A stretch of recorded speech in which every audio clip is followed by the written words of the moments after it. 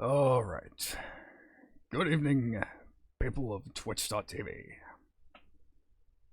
My name is Cliff. I'm some fantasy midhead who makes music because I do not know how to, do anything else. Well, I know how to bounty hunt, but I cannot make a living out of that, so here I am.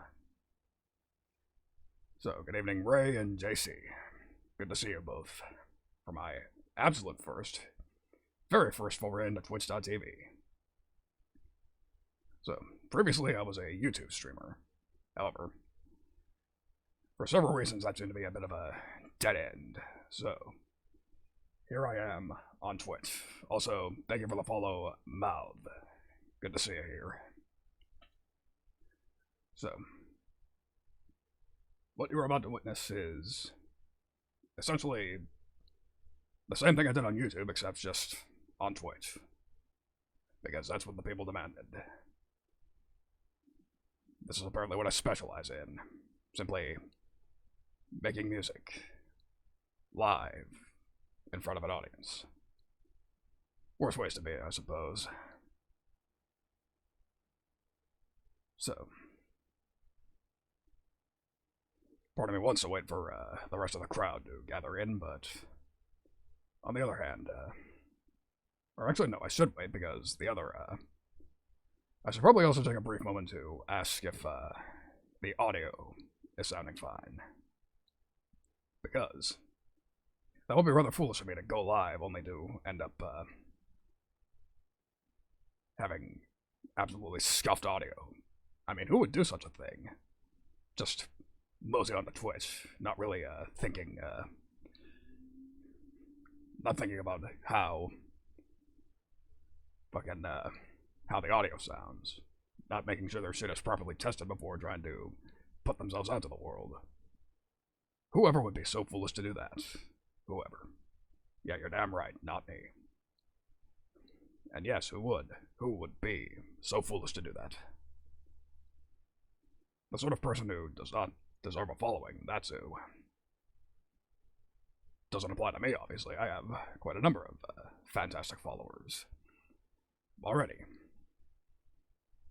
Just from my very brief YouTube career, I've managed to already found a very comfortable viewer base.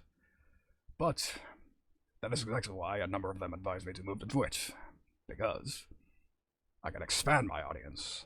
Apparently, it's significantly easier for newer people to discover you on this particular platform. And I would say that helps a bit. Now, I wouldn't say I'm ready for the big time by any means, but I would say I am ready to expand my horizons a bit. Ensure that people who want to discover me can. It seems to be very helpful. So, actually, before we begin, there is one extra thing I would like to discuss. But that requires me to already put on a standby screen, so I can put it up on screen for you. Because I have something to show you, lovely people. That you may have already seen or not, but I want to talk about it on stream, so you're going to see it again anyways. I'm sure you do not mind that. It's something very important, to me at least, and it's just something I don't mind sharing again. So if you'll excuse me for a very exceedingly brief moment, I would like to pull up something very special to me.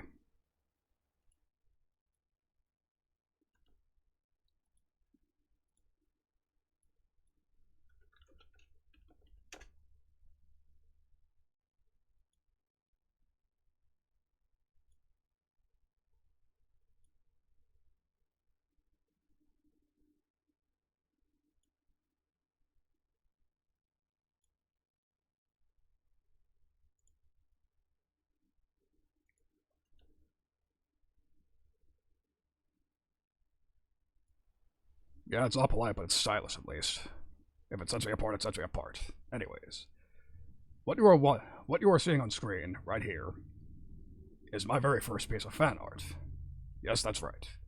This is my very first stream in this particular design, and yet somebody already drew me in it. As you can see, this was drawn by JC, one of my regular viewers. I simply cannot overstate how grateful I am that he drew this for me. Without getting into detail, this was exactly what I needed at the time when I discovered it.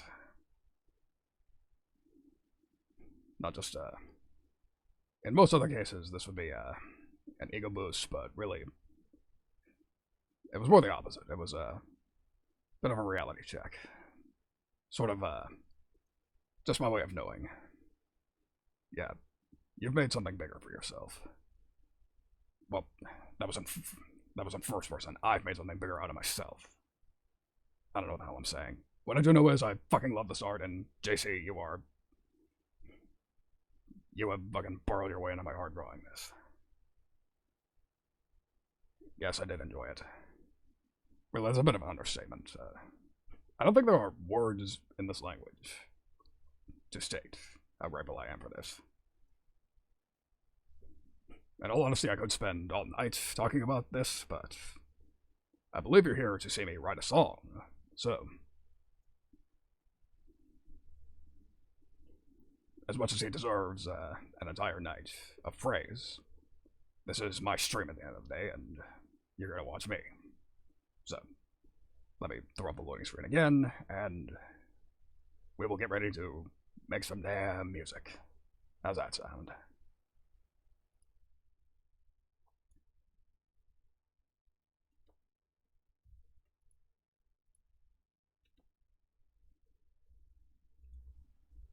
Nice and quick, nice and quick. So, yep. Damn music. Not just any music. Damn music. Critical difference there. So, we are going to write a song. Specifically, we are going to write a metal song. A fast, intense metal song. Because I have bounced between many genres on stream, but I keep saying metal is my specialty. So I figure, to give the best first impression of me that I can to the Twitch.tv audience, I am electing to go with what I believe is my specialty here. And to write an intense metal track, the first thing you need to do is come up with a drum part. And to that effect, we will be using my particular weapon of choice for that application. Tune Tracks Easy Drummer 2. So, I should probably also take a moment to explain what exactly Easy Drummer is. So, if you were to load up Easy Drummer initially, you would see something more along the lines of this. And it would sound more along the lines of this.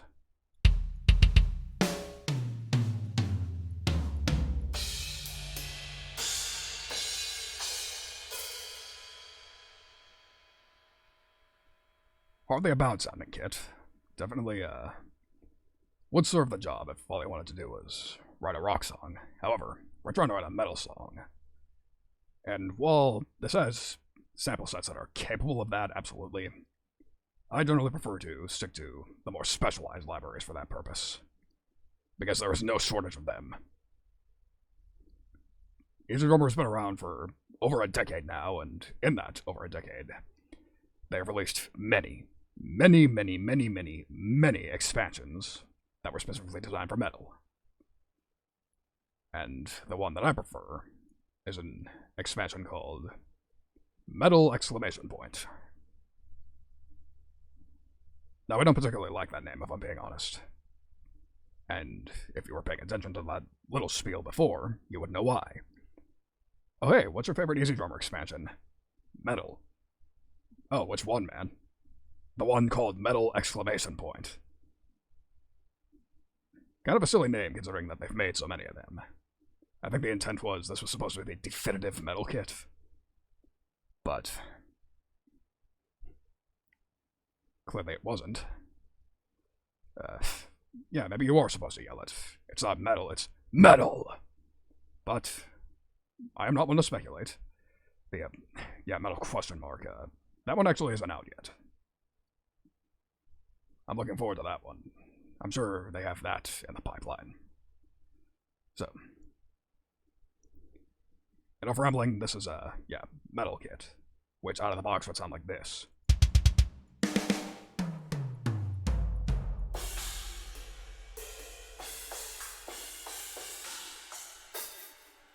Yeah, that's something the metal libraries all have in common. Shitloads of cymbals, because metal drummers apparently really like having lots of cymbals. I generally do not, but yeah. However, this was only one of the kits. If you click on any of these drums, there's actually an entire library of kits. So this is the default one that they call Big Crack, which was mixed by Mark Lewis. So this particular sample library was a collaboration between 3 different metal producers, big-time ones. Mark Lewis, Jason Sweekoff, and Daniel Bergstrand. Now, Mark and Jason are both well-known. They have a lot of names. They have worked with many of the big metal bands. But the important one, to me, and the reason that I have so much faith in this library, is they have both worked with the Black Dahlia Murder. Which, if you recall, for those of you who were here for my final YouTube stream, you'll recall that I name-dropped Black Dahlia as one of my personal favorite metal bands. So, obviously, of course I would like the drum sample library mix-engineered by 2 men who work with them. Just makes sense, right? So, there are 4 kits by Mark Lewis, 5 kits by Jason, and then Daniel has 3 of them. My personal favorite one is Jason's Punchy Super Kit, which will probably sound familiar to you, because it sounds like this.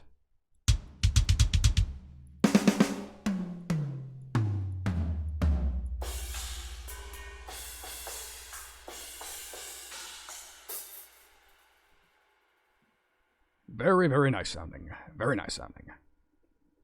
However, there are a couple of things that, this kit is overall very nice, but there are a couple of things that I don't particularly like about it. Those things being the snare, the ride cymbal, and the hat. Bluntly, I do not like how this hat sounds. Sounds a bit trashy to my tastes. And as for the ride, so, there are generally 2 ways you play a ride cymbal. You either play it on this part, which we call the bow, or else you play it near on this round part that sticks out, which is called the bell, which sounds like this. However, there's a bit of a problem. The way they recorded this, the bow samples are quieter than the bell samples. This is not how a ride cymbal is supposed to work. It's supposed to be the other way around. The bell is the part you play. It's the part you strike when you're trying to make a particular hit stand out. So, and as for the snare, it sounds really good. However, generally, to make metal drums that stick out, there's a general thing you have to do, and that is play what are called rim shots. And to explain what that is very briefly, if you strike a snare drum here on the skin, that's generally called a center hit. And then, you may have heard, if you listen to quieter, jazzier, ballad sort of songs, you may have also heard a sound like this. That's called playing side stick, and that's what happens when you only hit the rim of the drum. A steel hoop. That's essentially there for stability's sake. It's an engineering artifact. However, what would happen if you were to play both of those at the same time? Both the center and the rim at the same time? Well, that's a rim shot, and it sounds like this.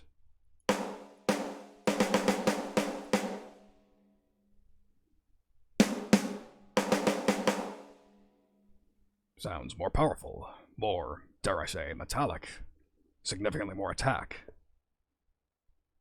That's very nice, and it sounds amazing. However, it's a bit of a pain in the ass to program with this particular library because the center and rimshot samples are completely segregated on older tune track libraries, which makes it pretty irritating to program from scratch, especially when you're working with tune tracks built-in songwriting,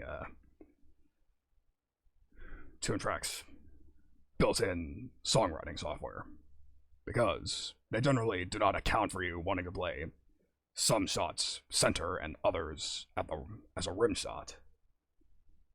So, however, they have a solution to this. In their more modern libraries, they tend to put them all on the same sample library, where, if you look here, this is called the velocity layers, where generally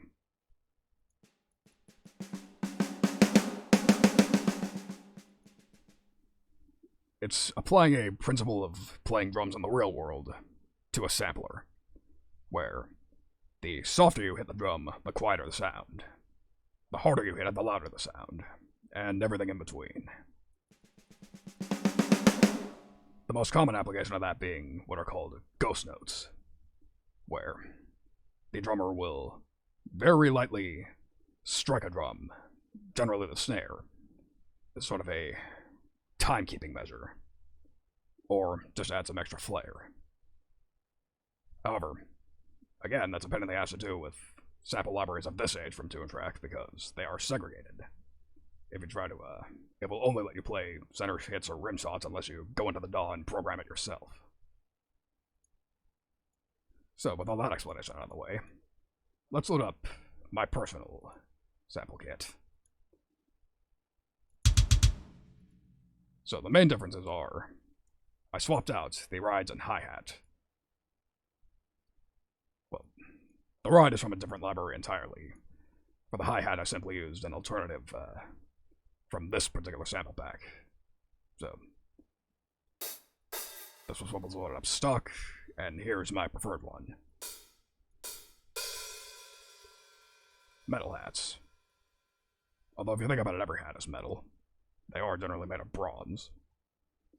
But this one just sounds better in my opinion.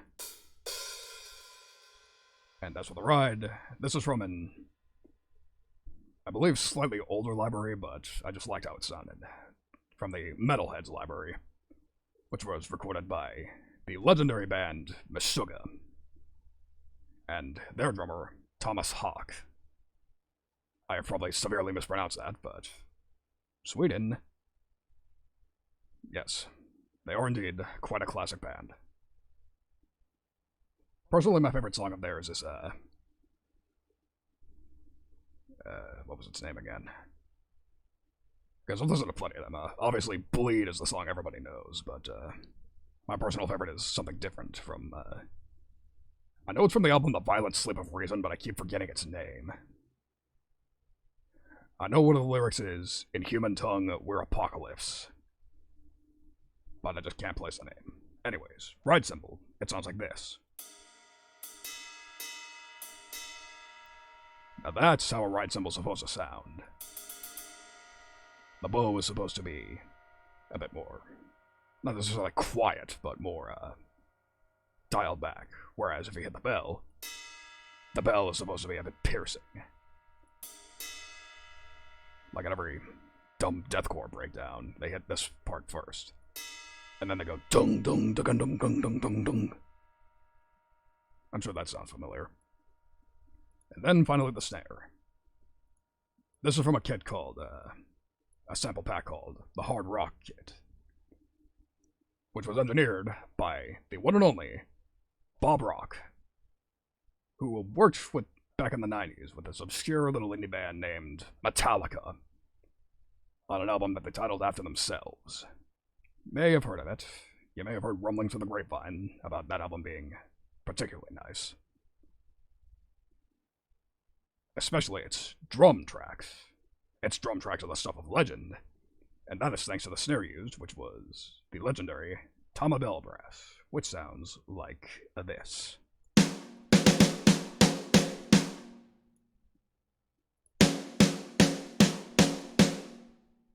And as I explained earlier, center and rim shots are indistinguishable, because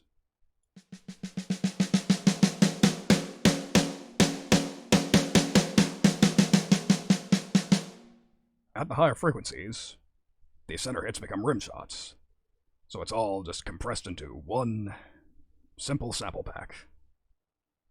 This is how most modern drum libraries are laid out nowadays, because they realized it's kind of silly to segregate rim shots and center hits, because people don't generally play quiet rim shots. That sort of defeats their purpose. So, they have been compressed into one, like so. And when you combine it with the amazing shells from the Punchy Super Kit, all together it sounds a bit like this.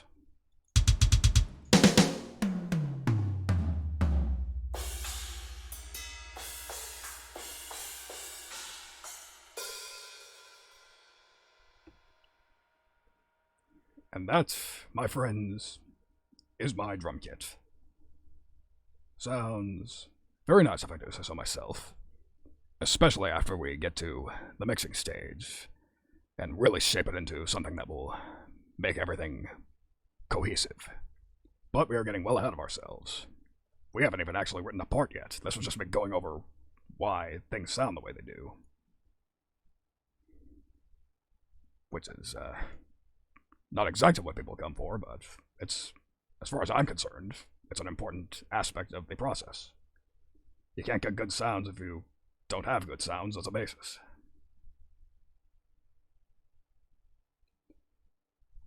So, let's write a song. And to do so, we will be using essentially the piece de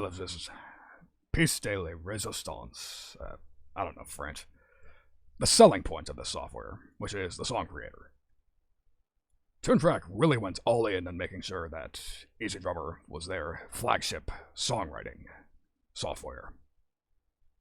They have another piece of software called Superior Drummer, but that's generally more aimed towards... It's intended more as a sound engineering tool, something that'll sound even nicer in the final mix. However, generally, most people are fine just using EZdrummer, because they sound very nice out of the box.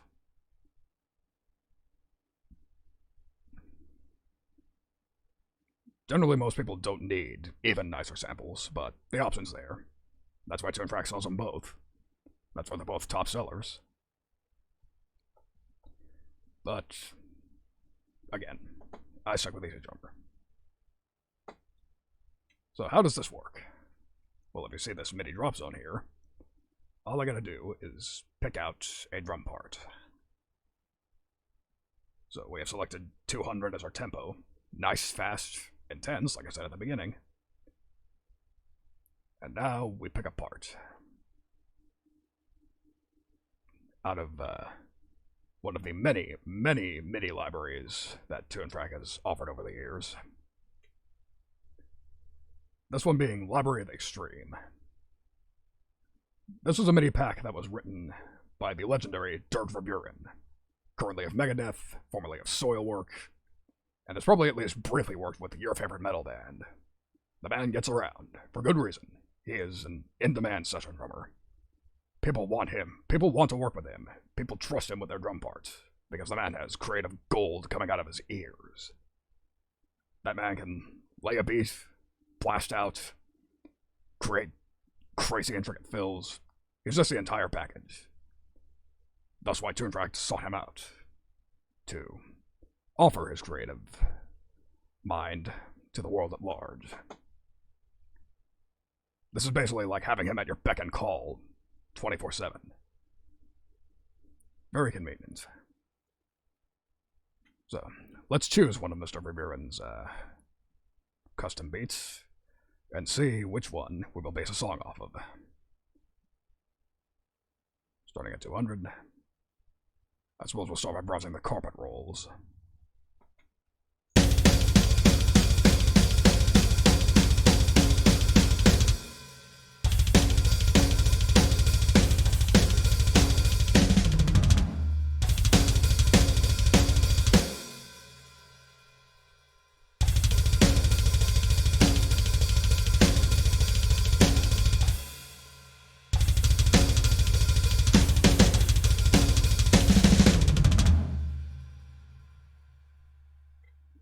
yes, I agree, they do sound fantastic.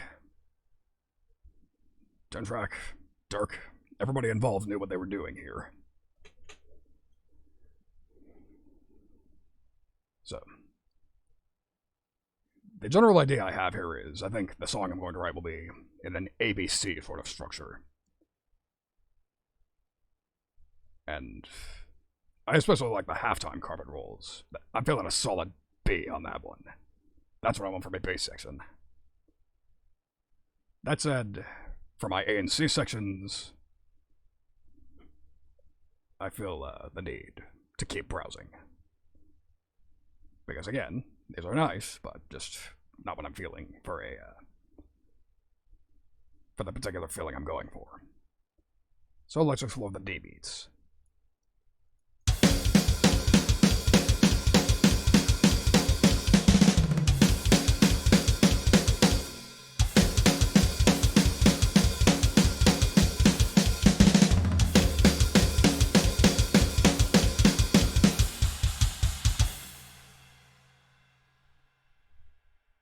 Sounding very, very nice. As a matter of fact, I think we found our A section.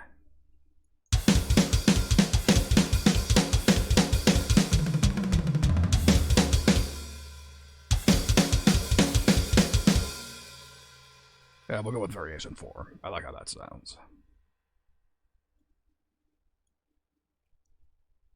Verse. I suppose that's close enough to A. We'll roll with it. Yes, exactly. That's precisely what I want you to do by the end of this. Headbang, mosh, make yourself sore. Because that's what this sort of music was designed to do in the end. And while I remember, as you recall, this was what was speaking to me for my B section. However, just for the sake of changing up the dynamics, I think we're gonna emphasize the ride on this particular part. So let's listen to a couple of these.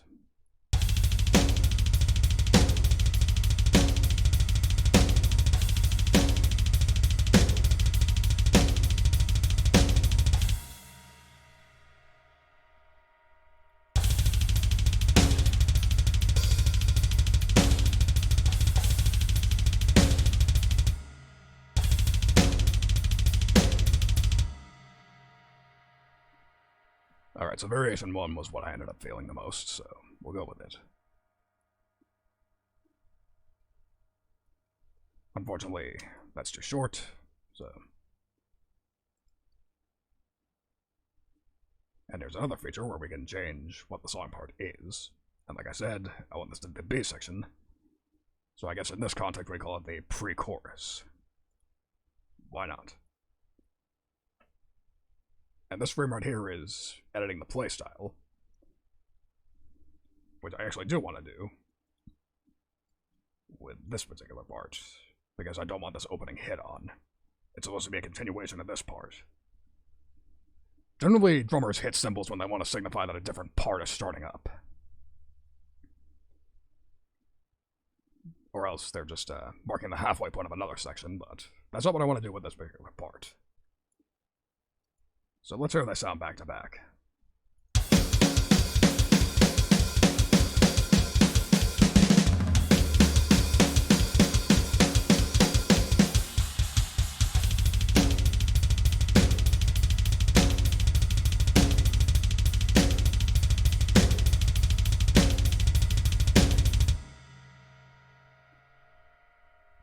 Sounded alright to me. So let's find our C section. Our C section. Which apparently means we're going to be doing what is called a skank beat. Do not ask me who came up with that name. I do not know. As a matter of fact, I wouldn't even be using that term if it were up to me. Not because I have anything against it, but other people might. So that's why I need to emphasize. I didn't come up with this name. This was not my doing. This is just what we call this part. Don't ask me where it came from or why it's called this. I'm just some idiot who's trying to make music. So, generally in a C section sort of context, you're trying to ramp up the intensity a bit more. And to do that, drummers generally tend to hit crash cymbals as their sort of rhythm-keeping hand. Because that's how you engineer drum parts, generally. The right hand is what the drummer uses to keep their own rhythm. It's what determines the pulse of the part. So, let's listen to a couple of these and see how they sound.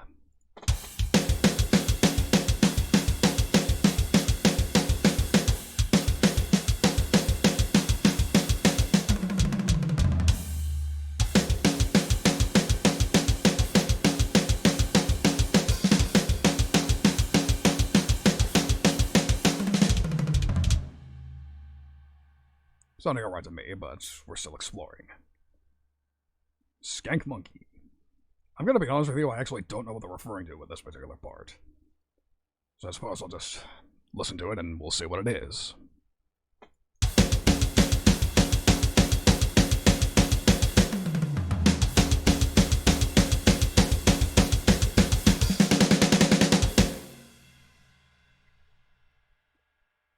Yes, I agree, it does sound punchier. Ergo, it's exactly what I want to ramp up the intensity. So let's go ahead and roll with it. Now this is not a verse, this is our chorus, so to speak.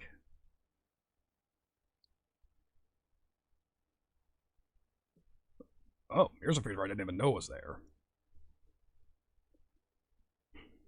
Half tempo, double tempo. Wow, clever. I actually didn't know this was a thing until just now. Yeah, that's what I was saying about this particular program. It's deeper than it looks. It's designed to be simple, but if you give it the time and just explore it, you can find new features that may come in handy in the future.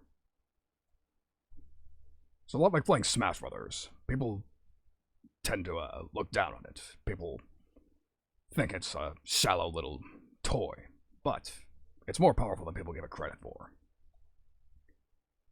So, back to what I was actually trying to do. Song part. This is a chorus. Although one thing I will point out. The song so far is feeling a bit short to me, so I think we'll do the simple thing, which is simply double these parts up.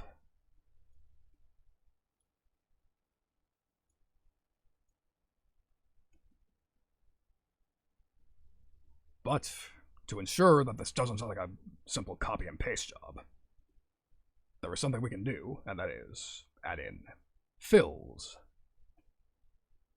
And if you don't know what a fill is, it's simply a very brief little drum solo.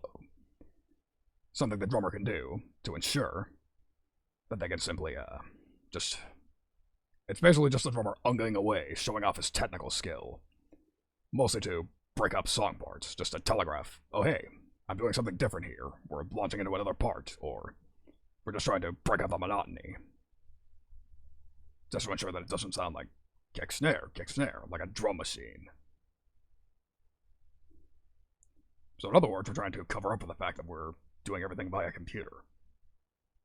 But they give us plenty of tools to do that. This sample library comes with an absolute shitload of fills. And as a matter of fact, this is the entire point of Library of the Extreme 3. This is nothing but fills. Just to ensure that you never run out of ways to telegraph what part you're coming into next in a metal track. Because again, intensity. That's what we're going for in the end. So, let's look at some fills. Skank fills. Sounds like a plan to me. We'll start with the standalones.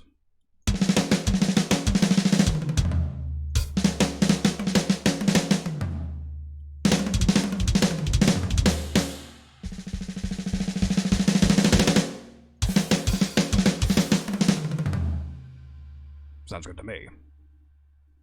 Now let's see where exactly we can fit that in, which means we're going to have to listen to this part over, very briefly.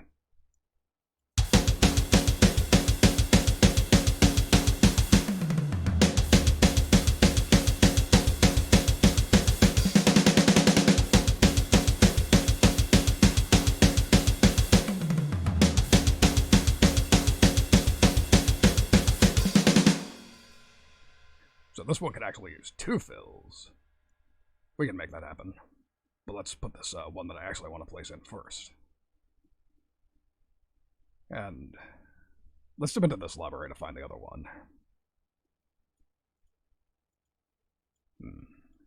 Let's go for a miscellaneous fill. Let's just see what sort of insanity he came up with for this particular section of the library.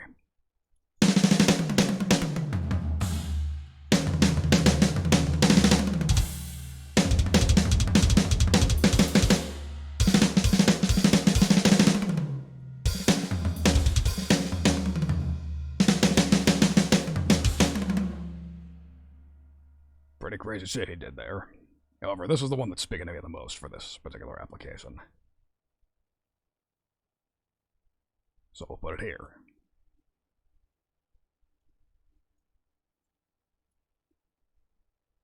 And again, we need to emphasize that these are all part of the same part of the song, so we'll label them chorus. Let's hear how this part sounds.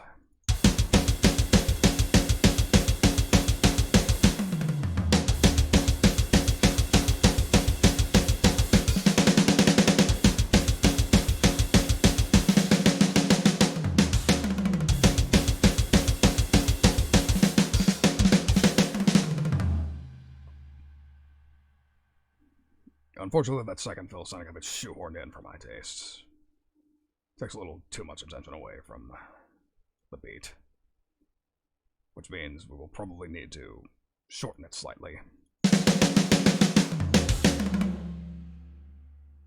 So we'll shorten it to that half. And now we will place it back here.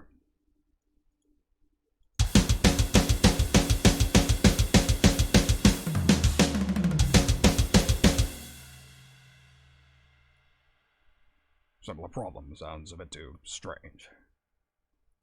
So I guess we'll have to excise this half.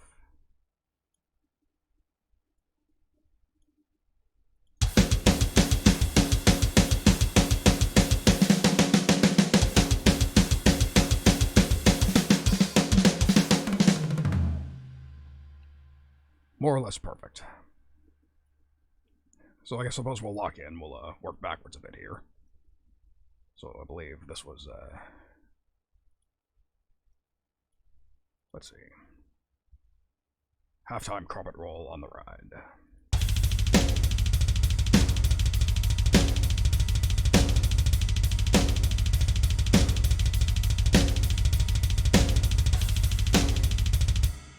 Yeah, it definitely needs a fill.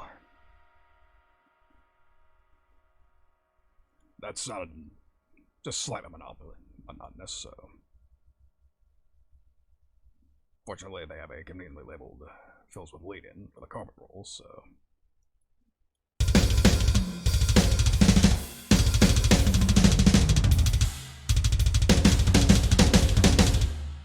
Perfect. So we'll drop it in right here. And relabel it as pre-chorus.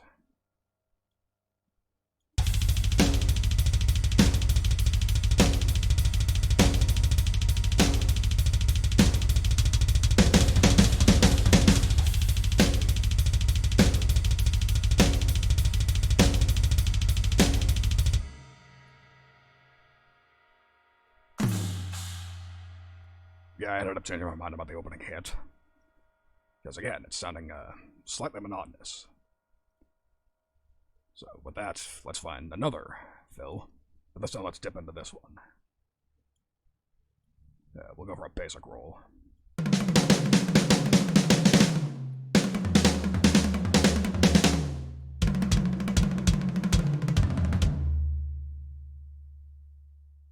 I like that one. We'll drop it in.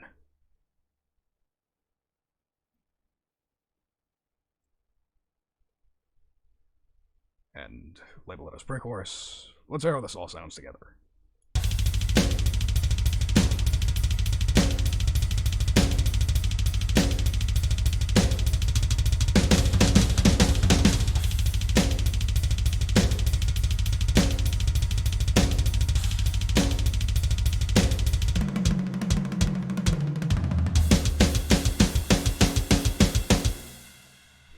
Even transitions nicely. Nice little bonus. So, one thing left to do, which is work on the verse.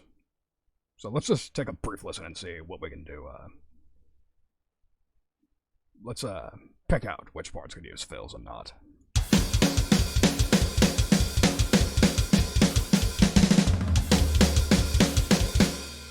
Actually, there's one thing I want to alter right off the bat. Let's go back into playstyle. I don't like this open hatch articulation. I'd rather it be closed. Let's hear how it sounds like that.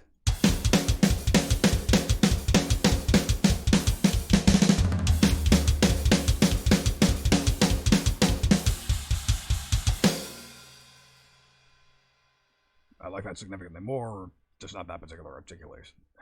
Another temporary pad. Hi-hat. There we go.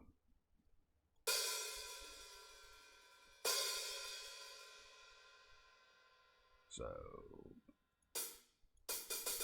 there we go.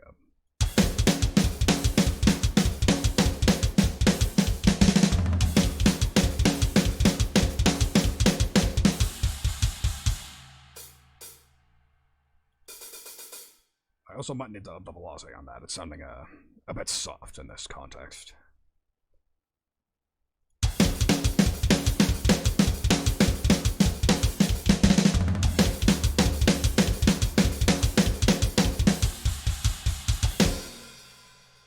Much better.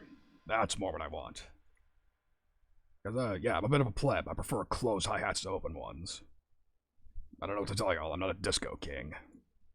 Not that there's anything wrong with being a disco king. I mean, I wasn't around for its heyday.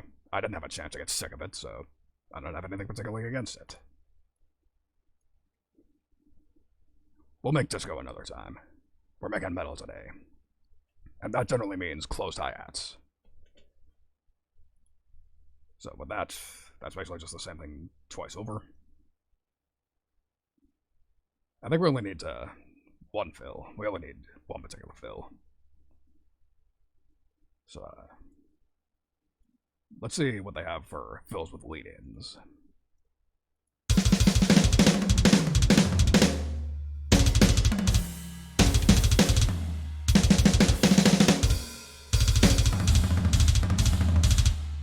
Perfect. I like that. So we'll place it here, but we also gotta make sure to alter its playstyle.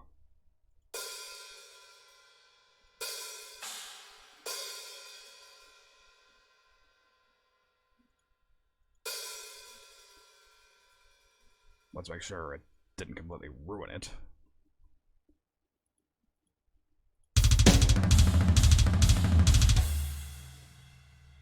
Nice, fits in perfectly. And yes, there is a lot of variety in this. Like I said, Dirk is essentially a fill master. Like, pretty much the only person off the top of my head that I could say is better at fills than Dirk would be, I don't know, Mike Portnoy or George Colias. Just, you would need somebody top of the class to, really match this sort of skill. Because the thing is, metal generally demands very technical drummers. Unless they're, explicitly playing a simpler sort of sub-genre. However, like I said, we're going for intensity, ergo, we're doing fast, technical drums. That would make any actual drummer balk at me for asking them to play this. Or maybe not, maybe they would appreciate the challenge. But that's a situation that doesn't apply to me at the moment. This is all software. I'm working with robots. Robots do not complain. They're the perfect employees. So with that,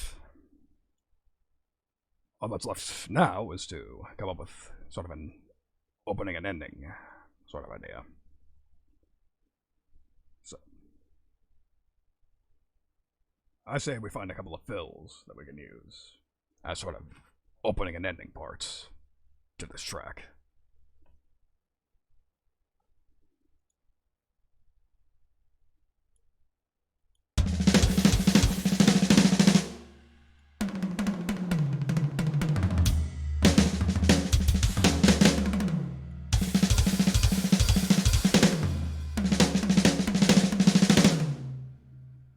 Actually, on a second thought, let's not do that. let's find another sort of drum part. Hey, let's go real off the wall. Let's open and end with blast beats. How's that? You want high intensity metal? Doesn't get much more intensity than that. The question is, which kind of blast?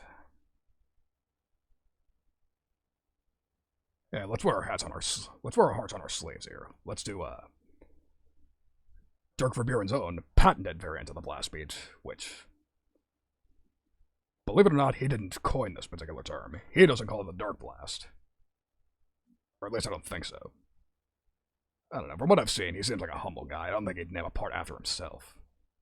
Although if he did invent this sort of part, he has every right to, but doesn't really matter.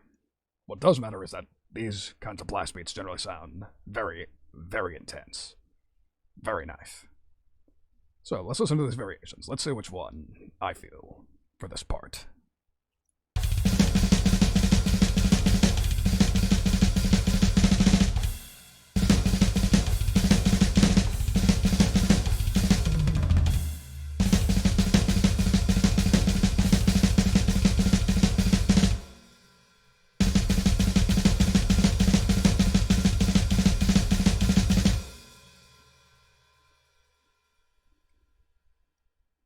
So, that's what sets apart the Dirk blast from other kinds of blast beats. The Flam Accent, which is just a very brief 30-second accent that is mostly used just as a little technical flair, but in this particular instance, it's the bread and butter of the entire part. That's our Dirk for you. Very creative man. So, I like this variation for the opening. We'll go with that.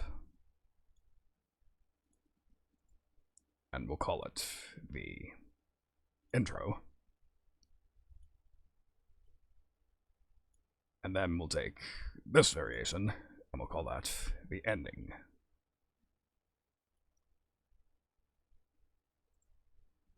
Call it the ending. Now, assuming I did everything right, we should have an incredibly ass-kicking, rip-snorting drum track right out of the gate. However, there's only one way to find out, and that is to listen to it. Observe.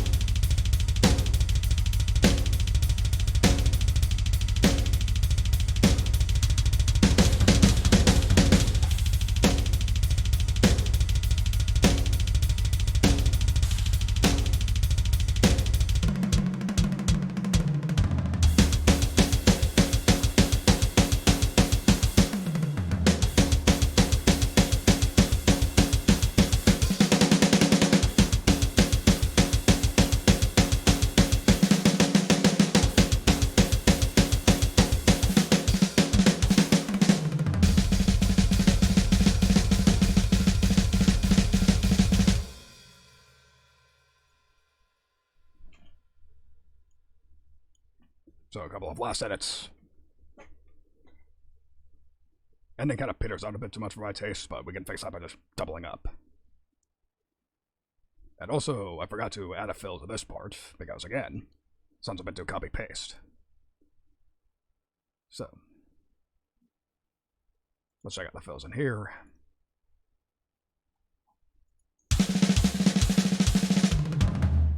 I like that. We'll place that here.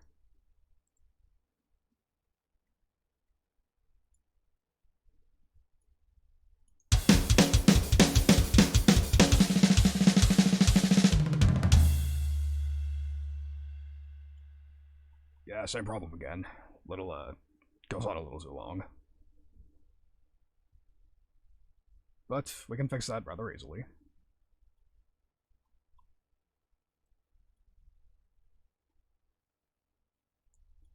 Fills are not at a fixed length.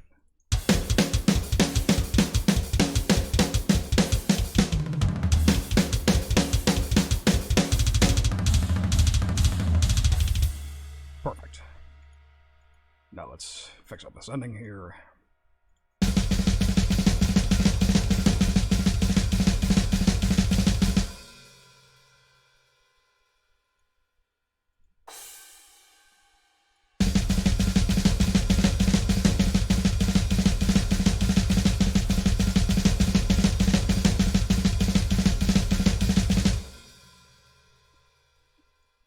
So, almost perfect, just one last fill.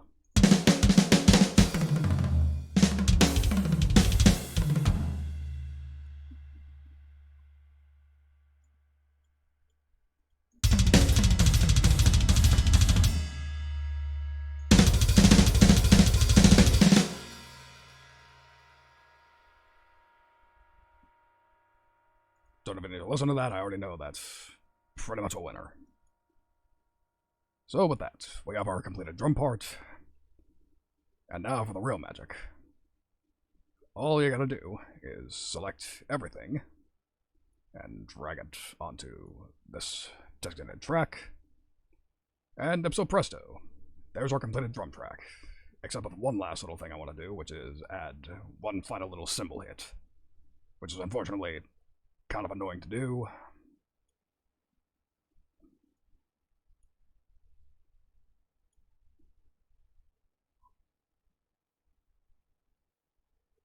Yeah. Then again, we could just be lazy about it. I believe the drum kit from Hell, sample library.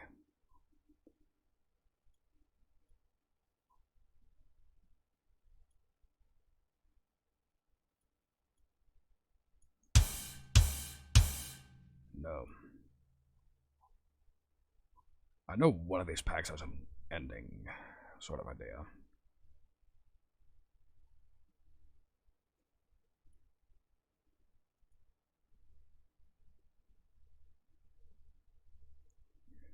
And then again, there is another idea I have. If we go back to the blasts, and we go back to the Dark Blast, we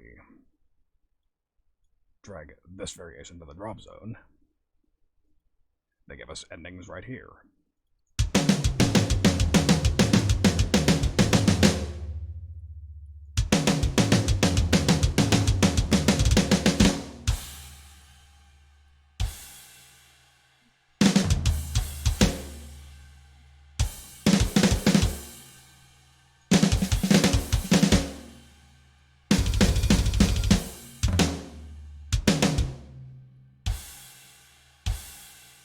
Yeah, we'll keep it simple. We'll use this one. Okay, so now we have our completed drum part, so let's delete that. Reselect everything. And now we drag it back into the DAW.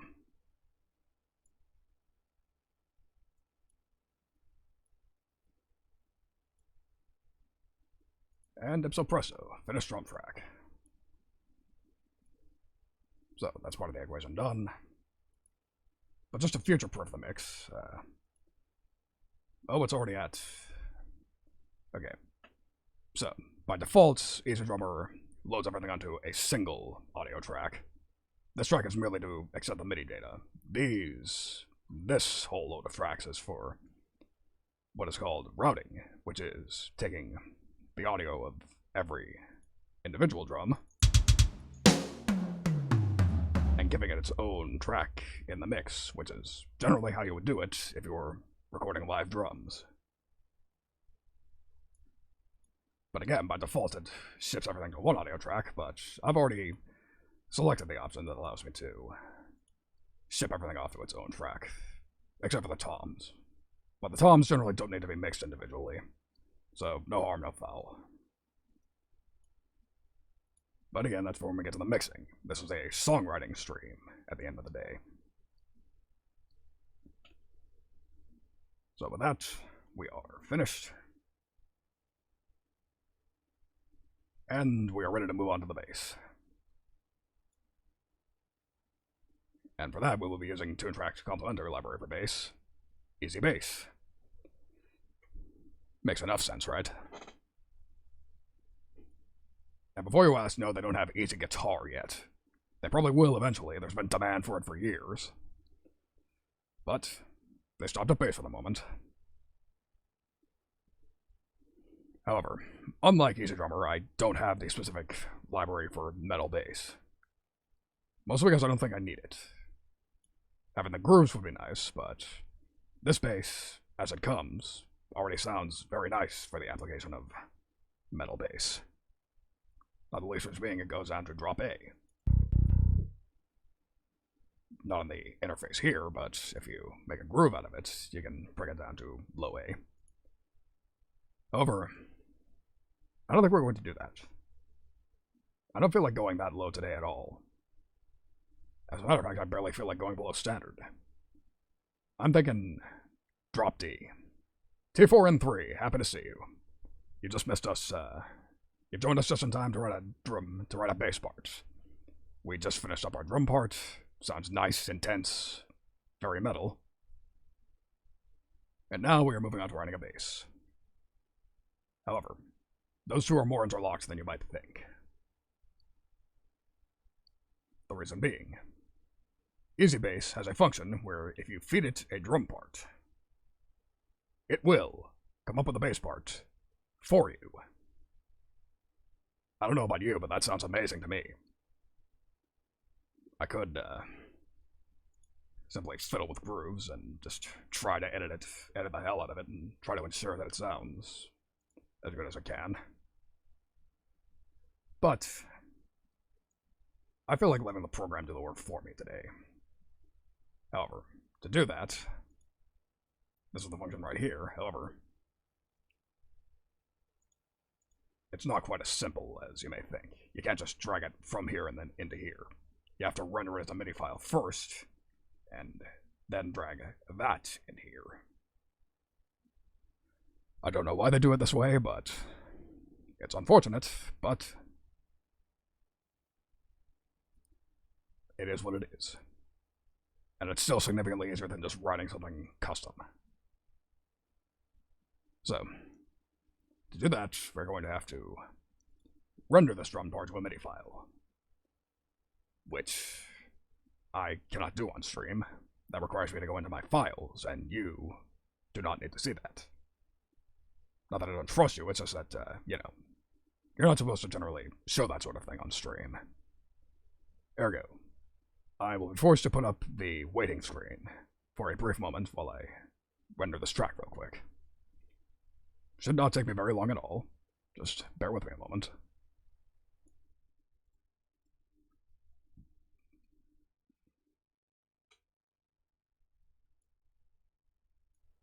Actually, before I do that, let me explain briefly what I need to do. So, in the DAW, I need to... Okay, the option is in here, which means... That's right. It is in here, in the piano roll editor. Which I forgot to load up my note names. But I didn't need them for this application. Because I wasn't writing from scratch. I let the program... I did all that in Easy Drummer itself. So, export to new MIDI file. This is what needs to happen for the moment. But again, that requires me to show off my files, and I do not want to do that. So, please wait a brief moment.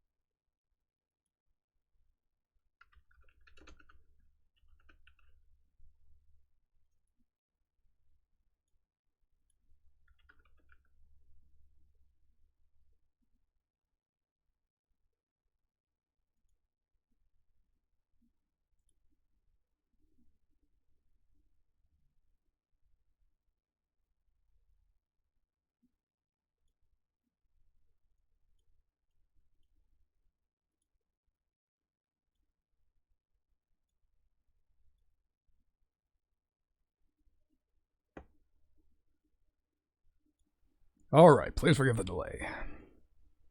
And sorry, T4 and 3, you'll have to wait for another time. Can't show that on Twitch. Cannot show that on Twitch. Unless I am the streamer, but I am not.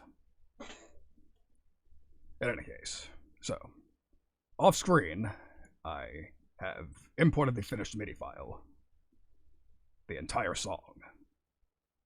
And now it's giving me options. I can have it play with just 2 fingers and follow the kick. Auto-alternated bass notes on kick strokes. Auto-alternated bass notes on kick and snare strokes. Auto-alternated bass notes on kick strokes. Percussive mute bass notes on snare strokes. And then power hand strokes. So, there's really only one recourse for this, and that is we're going to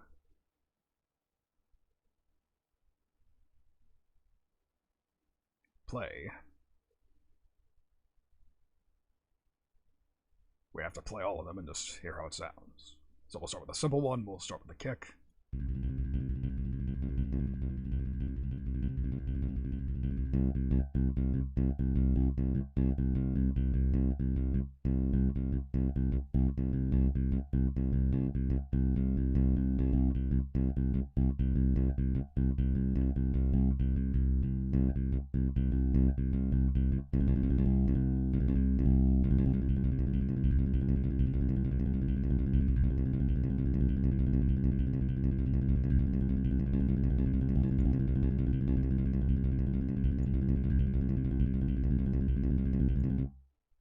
So that's a pretty intense bass track. However, I think it's a good enough foundation. So, first of all, that sounds insane to play with fingers, so let's be a little more realistic. Let's switch to a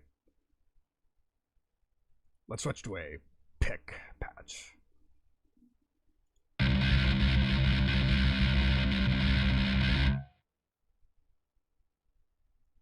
And now, let's drag this into the songwriter. And we'll change the key. Today I'm thinking D minor, saddest of all keys, as Spinal Tap used to say. Although I personally disagree with that assessment, I think B flat minor is significantly sadder. But, again, I'm not in the mood to go too low. I'm just feeling D at the moment.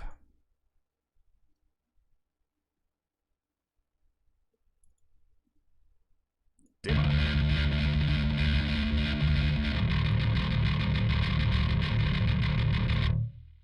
Now that sounds pretty crazy.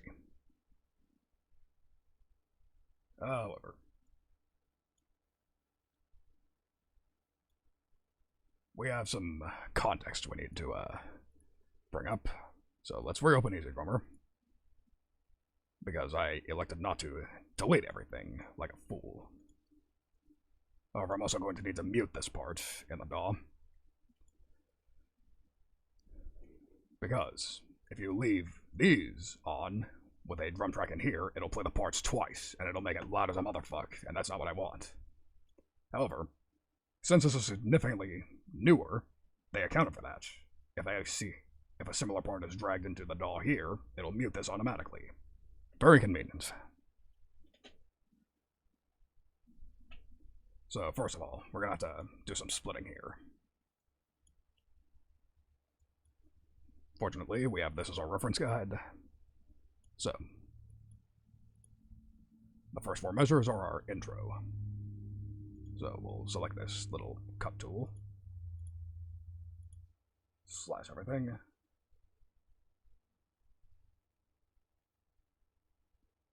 Reselect this. And this is our opening. Very simple.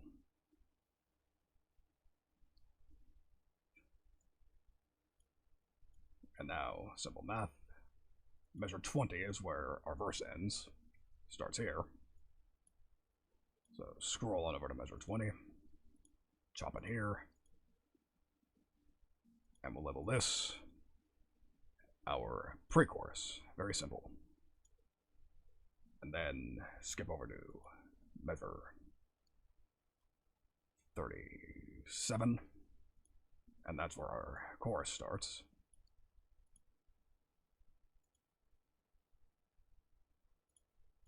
So just relabel this again. And then, finally, the ending, which starts at measure 53.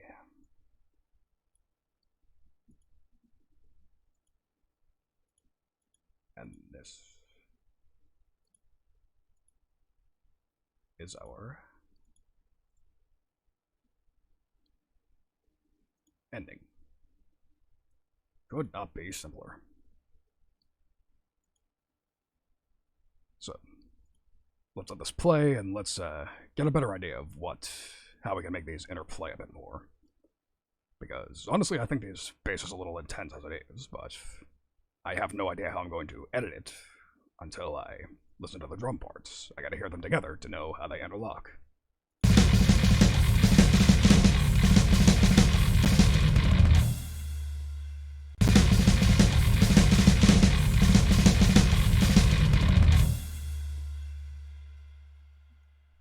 Yeah, that's pretty insane. We gotta dial that back a bit. The bass has gotta slow its roll. Fortunately, edit playstyle. So, first order of business, amount of notes. This is the obvious first thing we gotta do. Too many notes. Far too many notes. Let's hear what it sounds like this.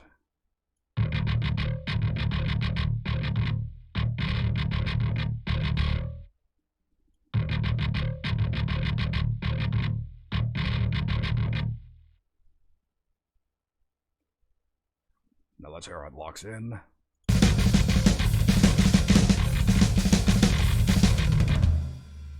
Unfortunately, apparently we took away too many notes.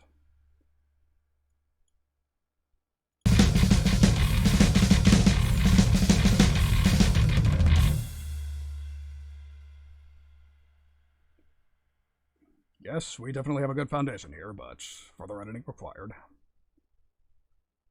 So, I think -5 is a good amount. However, we need to up the length a bit. We need a little more sustain on these.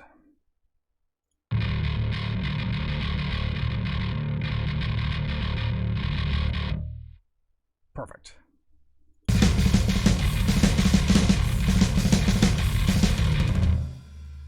Actually, let's take down the amount even more.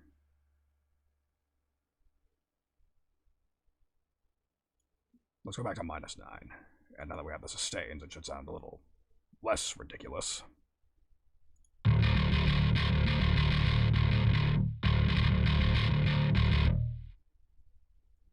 Yeah, -10.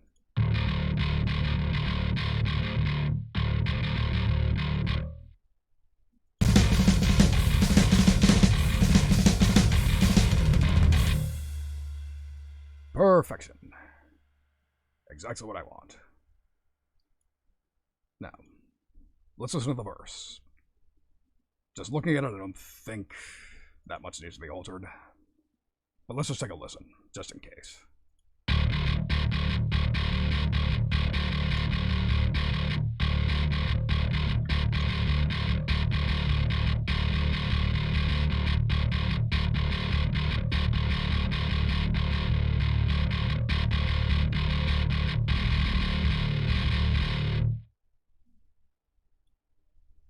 So, nothing too crazy out of context, but again, we gotta hear it in context. This would be a great time to add markers to the actual DAW project as well. So, let's add some intro, and then 5 measures later is A. Will be simple. Simple song.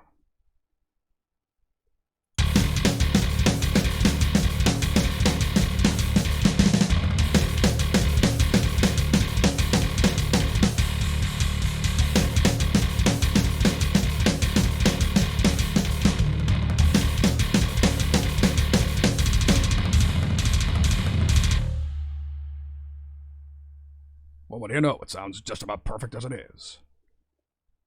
You gotta love them when happy little accidents like that happen. You just throw it apart, let the computer do the work, and you basically don't have to do anything else. So, next section, we'll call it B. Now, Now again, this is our little halftime section, so I'll be fairly surprised if I have to do anything to this particular part. However, I'm not going to count on it. Let's take a listen.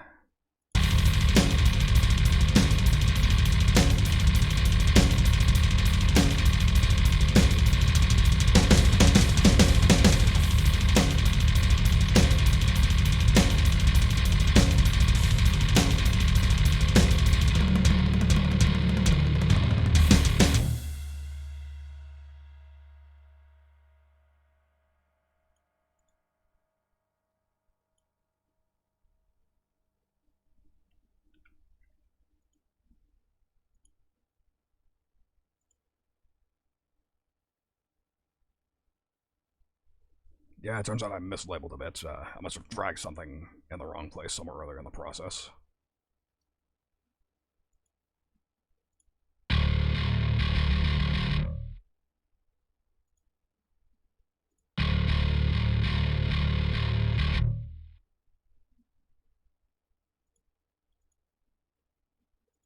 Simple enough fix, though.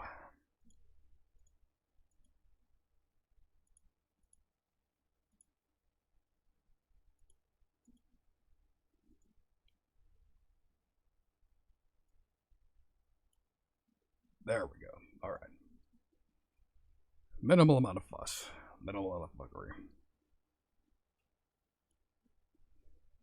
However, I also gotta split this part because this sounds more or less perfect as it is.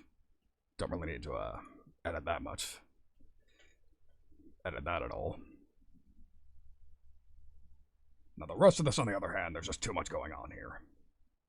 So again, drag down the amount. Big time.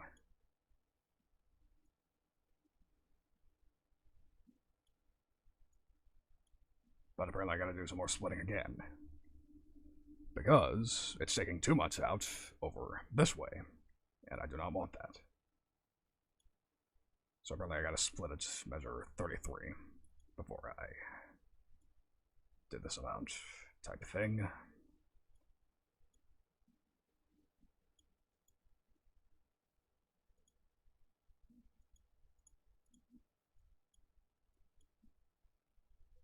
Okay, what the hell is this?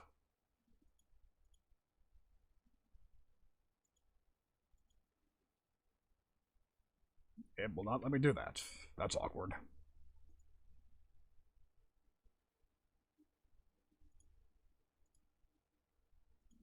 Okay, maybe if I did this. There we go. Alright.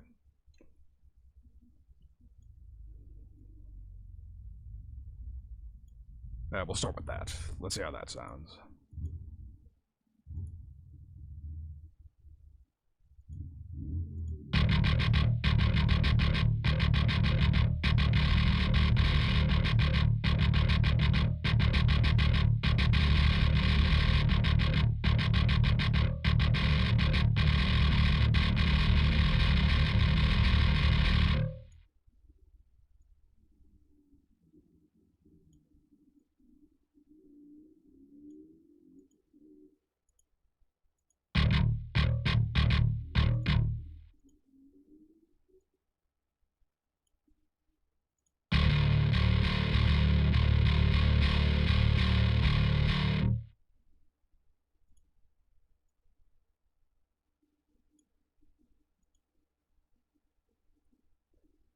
So, pardon the lapse in commentary for a bit there, but I think what I did spoke for itself. Just turning more knobs, just trying to see if it worked. Although I just realized I was blocking a good portion of that.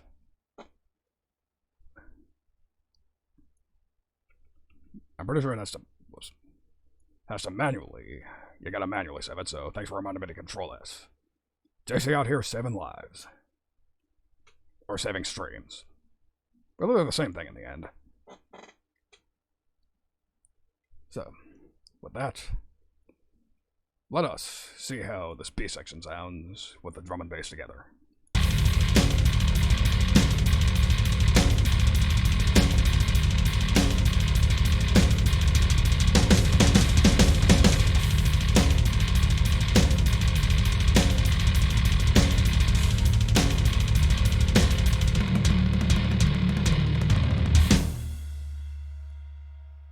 Just about perfect.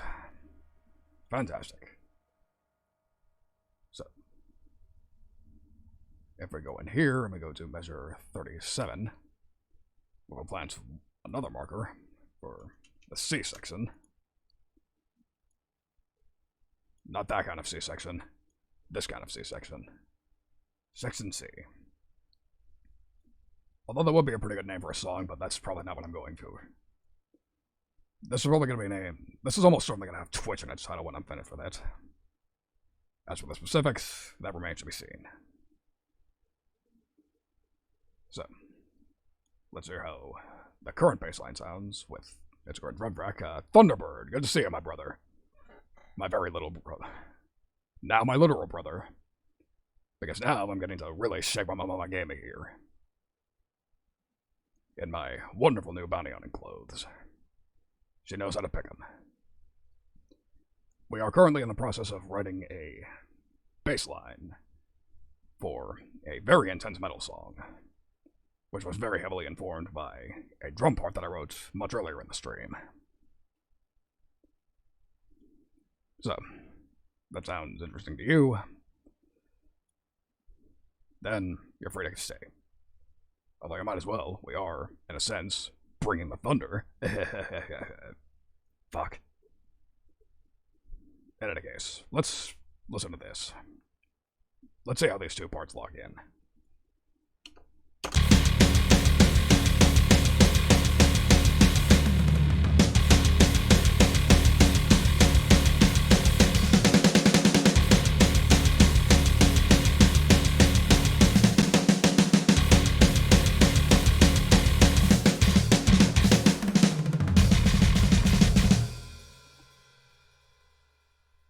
So to my ears, that sounds pretty much perfect. Again, sometimes you just let the machine do the work for you. Oh yeah, I should probably mention the Thunderbird. That is the theme of this particular stream. I have mostly been relying on software to write the song for me. Well, not necessarily writing for me, because I have to edit it quite a bit in order to make it sound like an actual human playing. And yes, those gaps do sound like a nice touch, but some of them I feel they need to sustain a bit more. Because, sure, letting things breathe is a good thing to do, but you can't overdo that. They gotta be doing something at some points.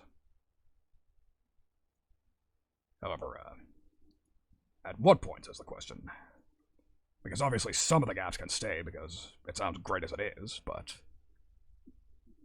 again, a couple of these down parts just sound a bit for my tastes. So, we'll listen again.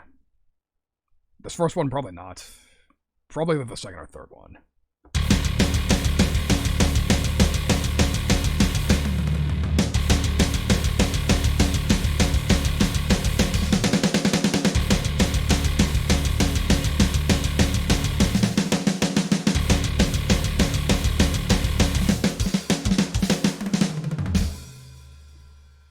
So that tears it. Second and third need to sustain a bit more. First and second are fine. Fortunately enough, that's where the grid editor comes in. So we're looking for measure 48 is the one we need to alter. So let's scroll over there.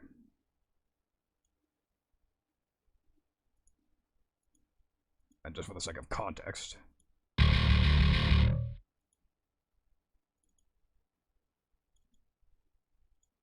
so we'll click it in, expand it a bit. We'll give it still a little room to breathe.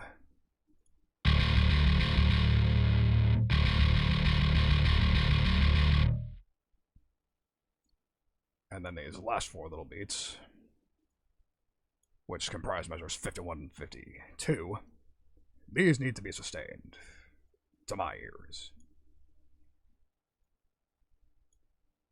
So we'll take these two.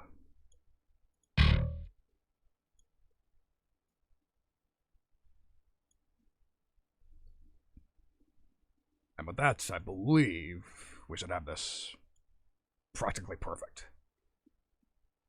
But let's do a little sanity check. Let's just listen to them both together again.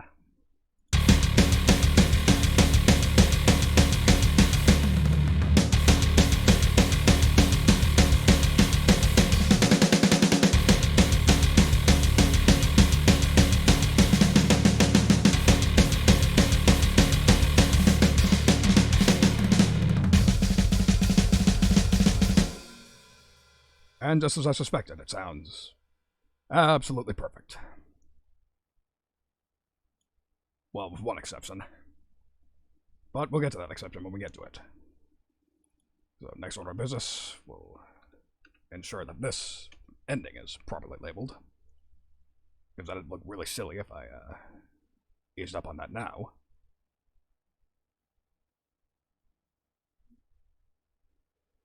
So the next order of business is we gotta listen to how the bass and the drums for the ending lock in. But I can already tell ahead of time, much like in the initial A section, there's just gonna be far too much going on. But to know what we gotta cut, we gotta hear what's there. It's sort of like trying to sculpt blind. Sculpting with a blindfold. You gotta take off the blindfold. I don't know, that metaphor sounded better in my head. Let's just play this thing.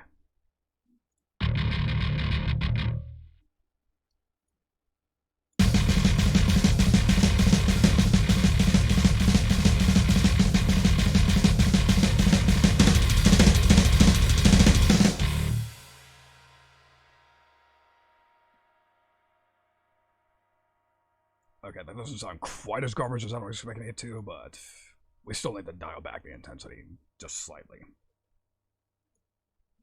So to that end, we are going to do the same as usual. Or not quite the same as usual. First I gotta split. Do a quick little split for this measure, because that measure sounds perfect. I don't want to alter it.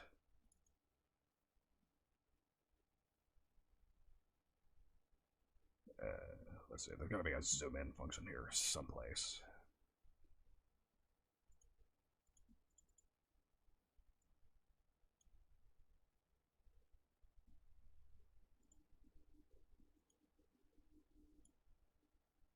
And it's right there. So now we take this part, extend it out a bit, because I'm probably inevitably going to want to. That's a pretty easy way to tell people that the song's over. Just take one note and extend it out. Doesn't require that much thought.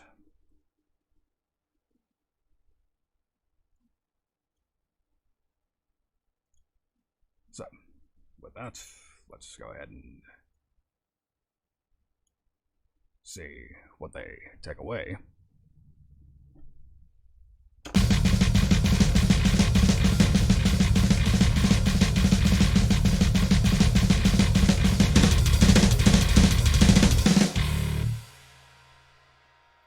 And that already sounds more or less perfect, but again, too short. So, pull up the length.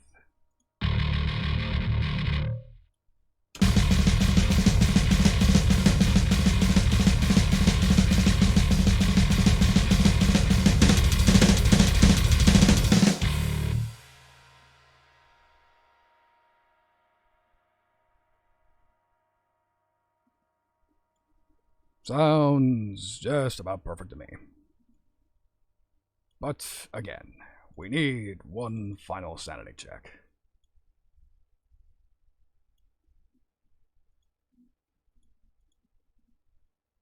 And to that end, we will need to listen to the song all over one last time.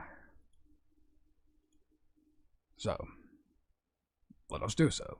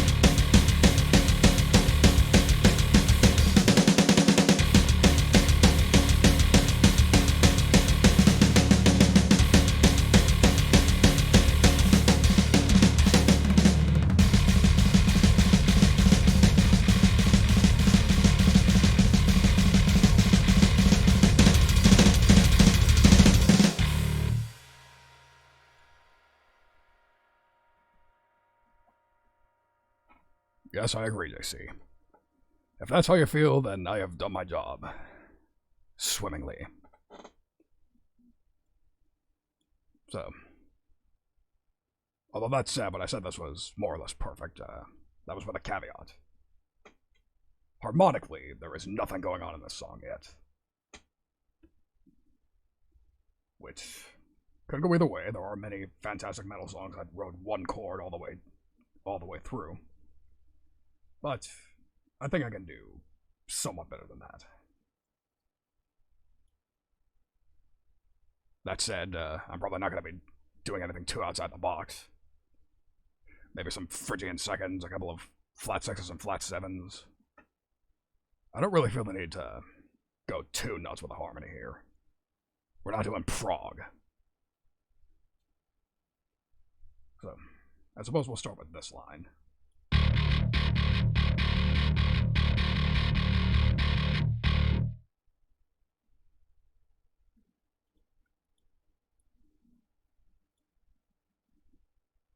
I just realized I never edited the length of this.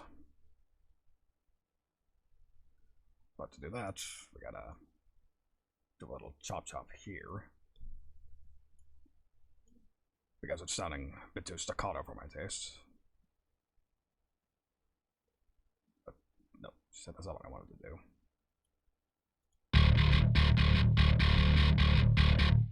Length, that's what I wanted to adjust.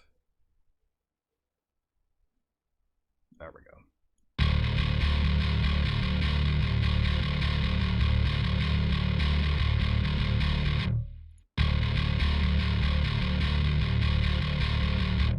Okay, so the first place I want to mix it up is measure 8. So let's go to measure 8, chop it up here. So let's take this. Let's see. So D, the next note up would be D sharp, obviously. And in Phrygian, that's a major, so. Perfect.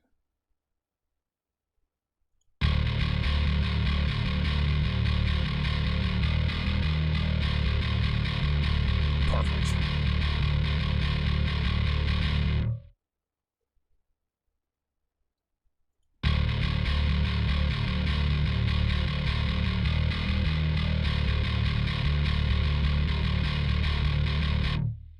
So next up is measure 12.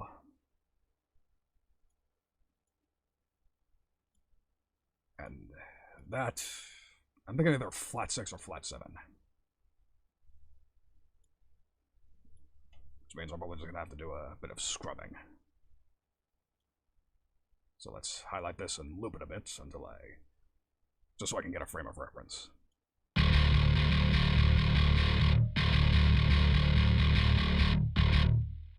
Or I guess I'll need to play it for a little longer than that. I don't mind. Hopefully you don't. We'll see.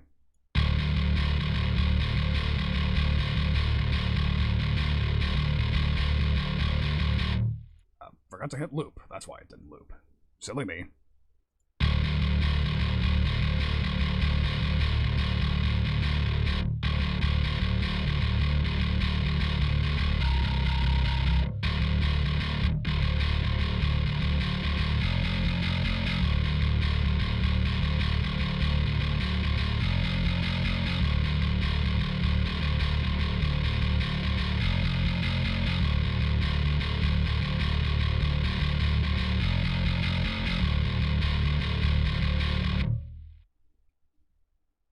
Sounds good to me.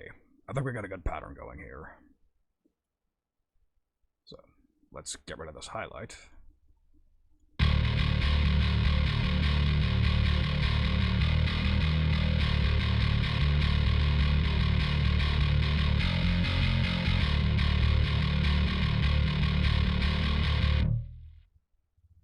So, measure 16.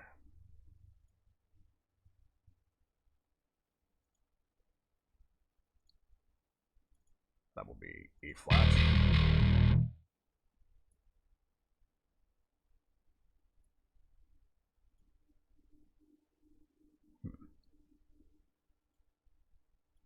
Alright, I'm actually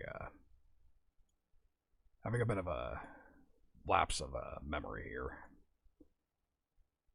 Gonna have to insert a MIDI item real quick, just so I can remember.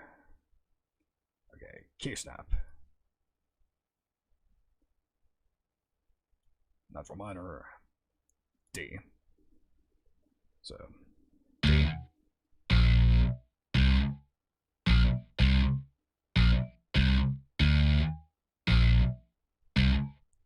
Okay, so B flat to C.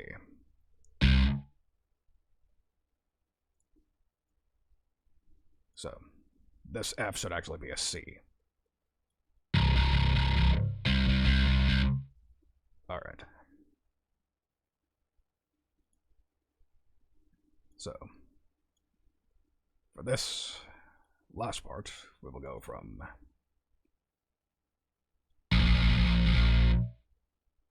B flat to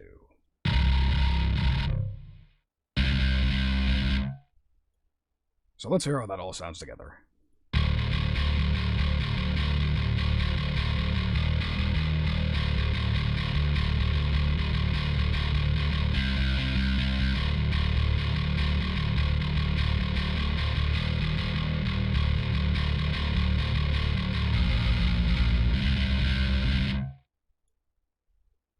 Whoops, that part's a little too busy. But unfortunately, we know how to fix that.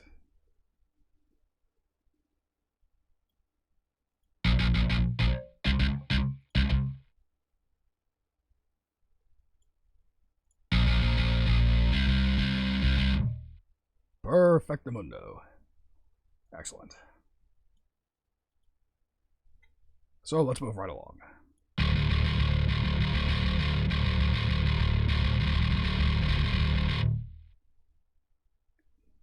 So I'm thinking straight Phrygian jam for this one, just bouncing between D minor and E flat major.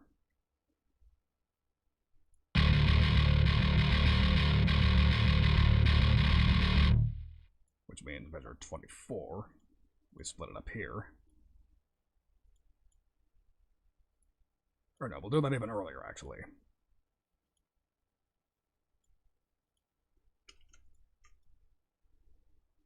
Yeah, we'll go 2 measure sort of rhythm.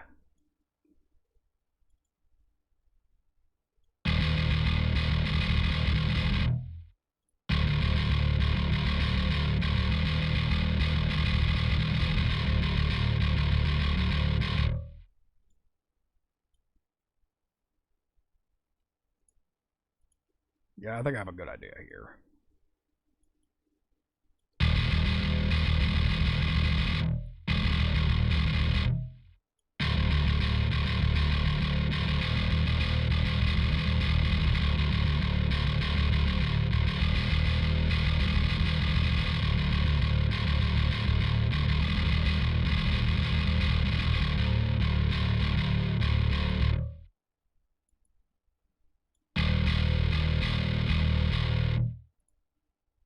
Perfect, don't even need to listen to it. Just already fine as it is. Now for the chorus. This is where I'm thinking for this we actually do a progression. Do some actual, almost pop type shit. Try to actually get somewhat melodic. Just because that's generally what a chorus is supposed to do. It's the part that sticks out, ergo it's the part that gets all the melody. Ergo, we're going to do a little bit of a choppy job here. Very professional term I'm using here, choppy. Very professional, very metal. Because that's just what I do here.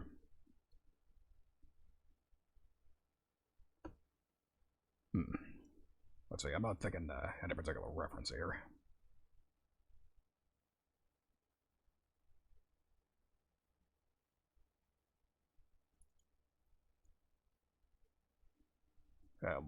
I think just for the sake of experimentation, we'll go D minor B, E flat C. Just to see how it sounds. D minor B flat.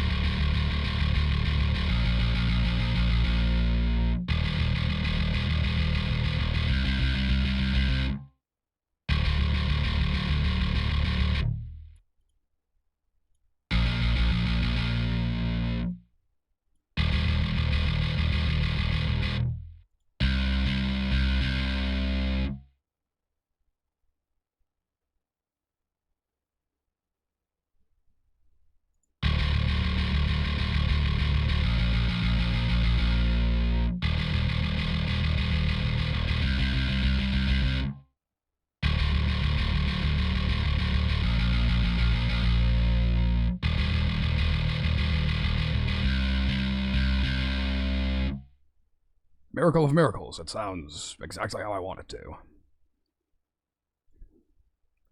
You can really get a lot of mileage out of using the same 4 chords throughout an entire song. It's generally all you need. Now, we could leave this as just D like the intro, but I need to take a listen to it real quick, just to see if it actually needs that.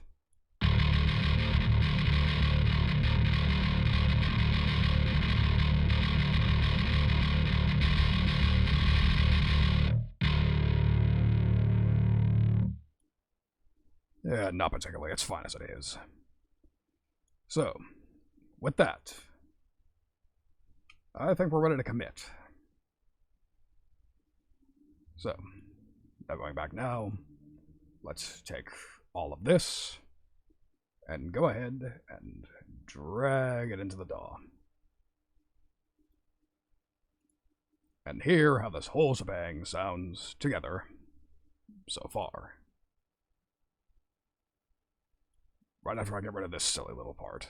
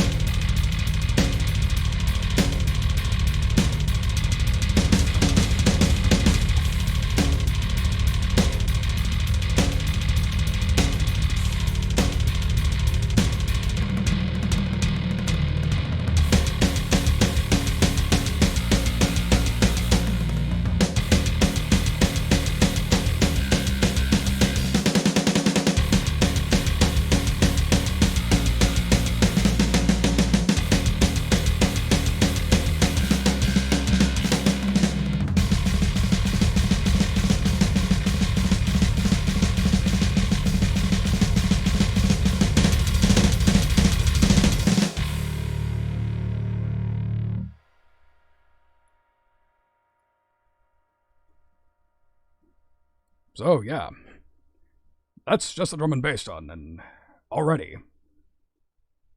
I can tell that this would be perfect face-ripping music. This is some real fighting music I've actually managed to make here. I am actually somewhat pleased with myself here. That said, there are a couple of things I forgot to do with the bass line.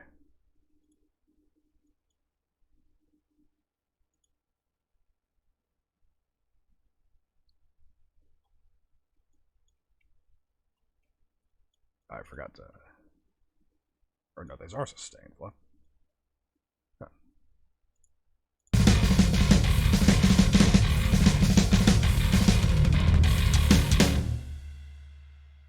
Huh. That's strange. They sounded, I don't remember them sounding quite that jank, but...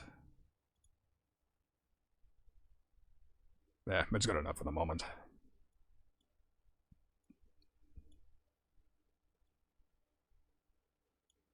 Well, with one exception.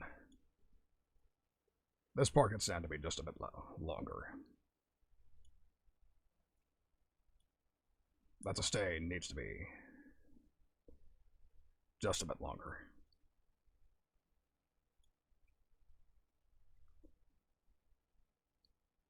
Which means I have to very briefly... Nope. I have to very briefly get rid of this, and then re-highlight all this, and then drag it back in once again.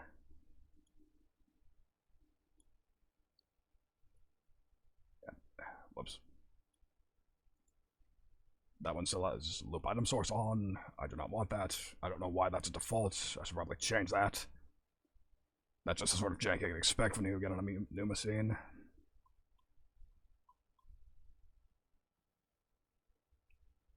And, yeah. I would say we have an amazing foundation here. That said, I'm gonna be level with you all. My throat's kind of getting air. Yeah, I'm such a fool that I actually forgot how to speak. But it was no matter. This was actually a successful stream. It showed the Twitch people what I'm about, and we actually managed to make something rather nice here. So, just like any decent series, we got to leave room for the sequel. So yeah, this is a work in progress, and next time, we will begin work on the guitar parts to this track. The drum and bass are sounding significantly very nice at the moment. However, I'm still just about ready to call it a night. I believe I've made very adequate progress for one night. And actually managed to succeed at what I set out to do, which is introduce myself to Twitch. Just I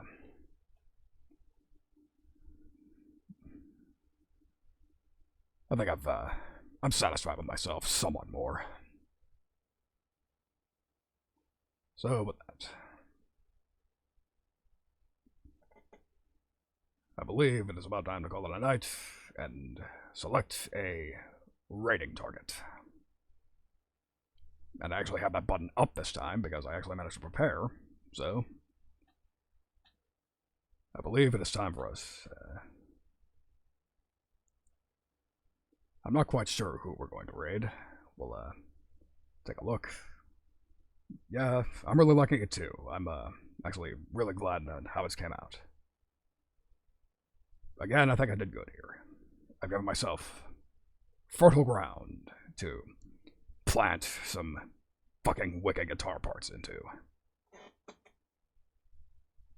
And just yeah, I can already tell the sequel stream is going to be rather nice. That said, the next stream will probably not be a sequel stream. I'm actually thinking next stream is going to be my first gaming stream.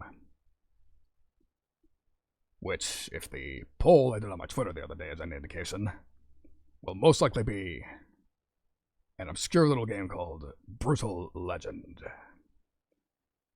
I can only imagine why people wanted me to play that. Well, actually, I can't imagine. It's basically a better version of Guilty Gear 2 Overture. But it's of no matter.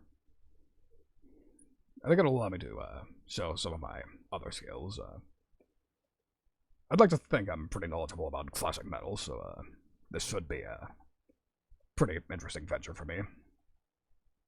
Should be a good amount of fun.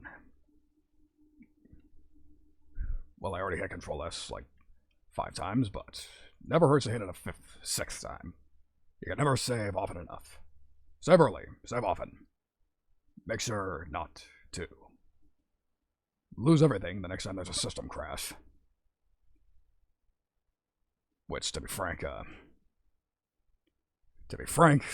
is actually a lot of the reason I'm deciding to call it a night here, because I'm actually getting kind of wiped. And I can probably trigger the ample guitar crash glitch again, which I do not want to do. I want to end the stream with a bang, not a whimper. I'm ending things on my terms. Speaking of, let us select a raid target. Okay, Koki, Leon and Alice, die.